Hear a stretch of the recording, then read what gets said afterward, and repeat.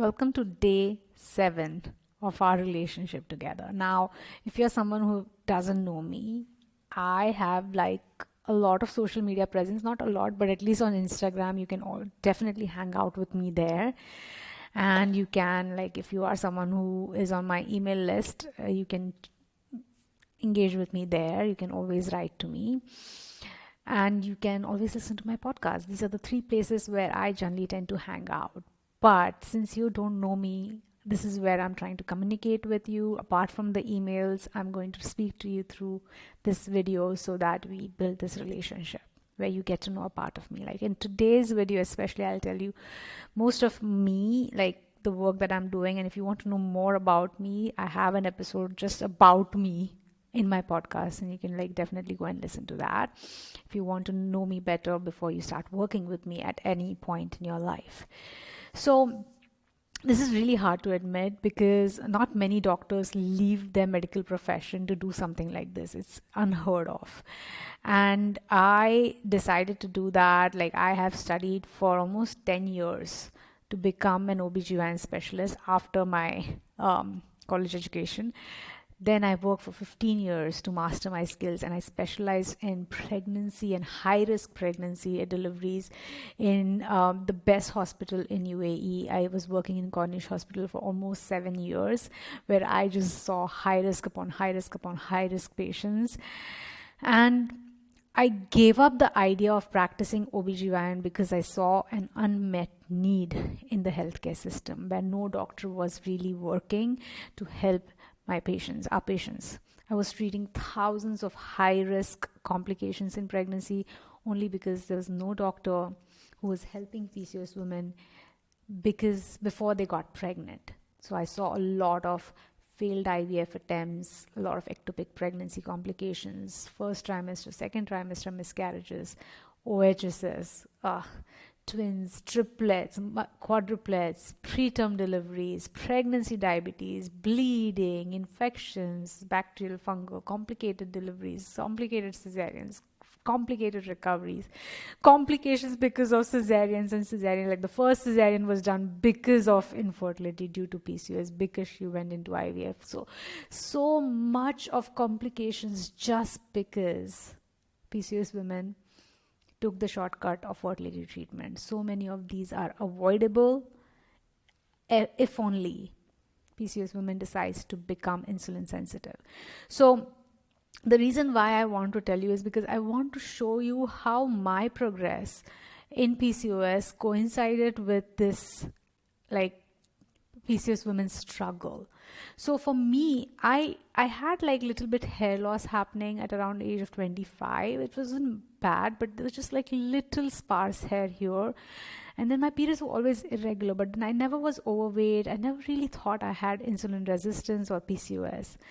I became very much aware of it at the age of 32 when I suddenly gained.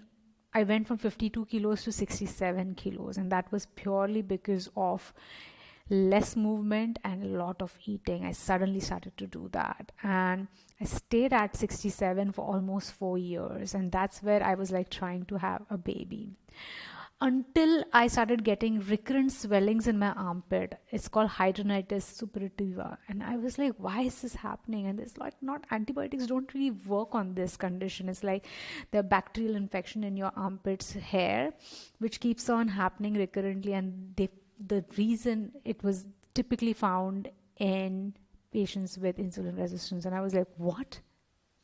Is it possible that I really have PCOS? And then I got it checked, and then I was taking fertility treatment. I became like very much aware of it. I went on metformin, then I got diabetes in pregnancy, then I got repeated fungal infections, all of that. And then at the age of 38, that's when I decided I have to do something about it. And that was, I remember the day when I was like pumping for my child when she was around 10 months old. At work, I was like pumping so that she would have milk to drink, and I was like, you know what, I'm going to stop doing this. I was listening to Katrina Ubel. She is a physician who had turned into a life coach who was helping physicians lose weight, and I was like listening to everything she was saying, and I was like, you know what, I'm going to do exactly what she's telling me to do. And I decided in that moment that this is it, I'm going to stop. I decided to do intermittent fasting. I decided to do everything she said. Now, my struggle started with the fact that there was a lot of food everywhere around. A lot of food was used to cope with stress that I always had, and there was a lot of judgment which I was predicting from my colleagues, my peers, my husband, and I had no support. So the first way I overcame that obstacle was to get support. I hired myself a life coach. I got the support that was required, and I also got guidance from that person, and that guidance came in the form of repeatedly telling me that, listen, you need to plan your meals, and eat as planned, and allow a lot of negative emotion. I learned a lot of mindset as like a client. I was not even a life coach then. I started using the concepts, and the moment I started using it, I lost the weight that I wanted to lose, and the benefits of that was like unbelievable. I lost the weight, I reached my goal weight.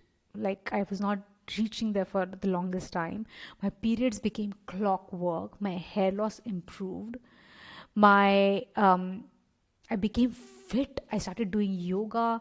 I became suddenly so confident. I became an example for people at work. Like, they suddenly saw the transformation in me, and all of that was super empowering.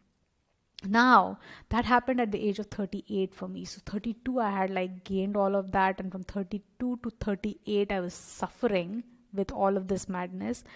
And from 38, I decided to become a life coach, and then I decided to learn what had happened and the science behind it. So by from 38 to 40, when I was still working as a physician while doing the mindset work, and the whole time I was like seeing my patients who were going through all of these complications which I told you about.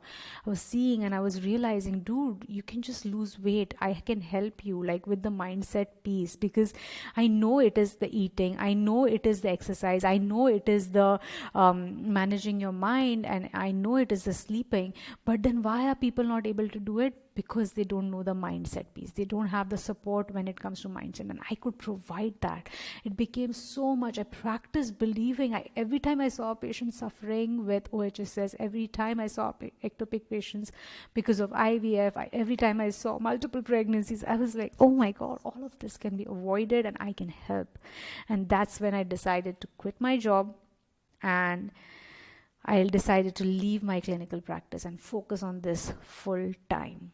So, if you still have fears, trust me that you're not alone. You don't have to do this alone. You have people like me who have left their clinical practice, who have seen the sufferings that you're going to go through if you take that shortcut. So, I'm here for you. Start doing the work. If you need more support, you know where to reach out to me.